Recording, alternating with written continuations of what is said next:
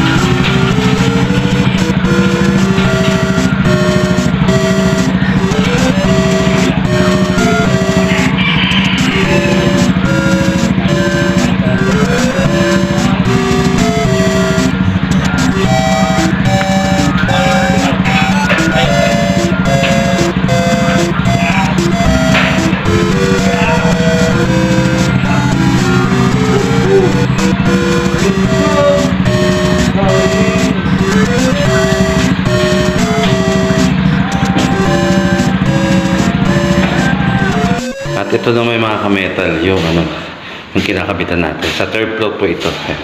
So, ganito ang view niya. Ganda na. Ayan, mga ka-metal. Ayan. Okay. Tapos ito yung kinabit natin. Ayan. Naglalagay tayo ng flat dowel, tapos flat bar. So, ito pa po yan. Apat po ito. Diyan kakapit yung grill natin. Ayan. Ayan. So. Ano? Teka, tsaka lang. Ano? Nagtatampo mga kamay yung kasama natin. So, ganito kataas kuya mga kamay. So, ayan o si kuya. Oh. Hi, Pans! Makoy! Extra naman! Ito yung mga kaibigan natin mga kametal. Ayan o. Ay si kuya o. Makoy! Tingin muna para sa mga chicks. Para sa mga chicks.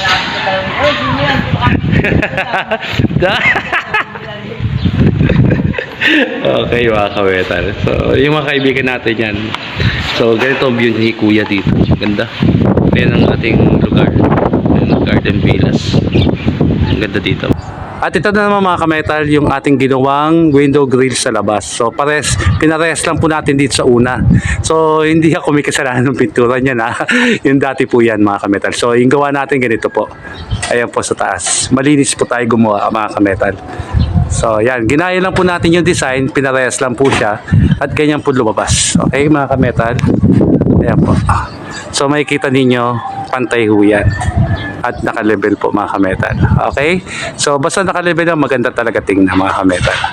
Okay, so maraming salamat po.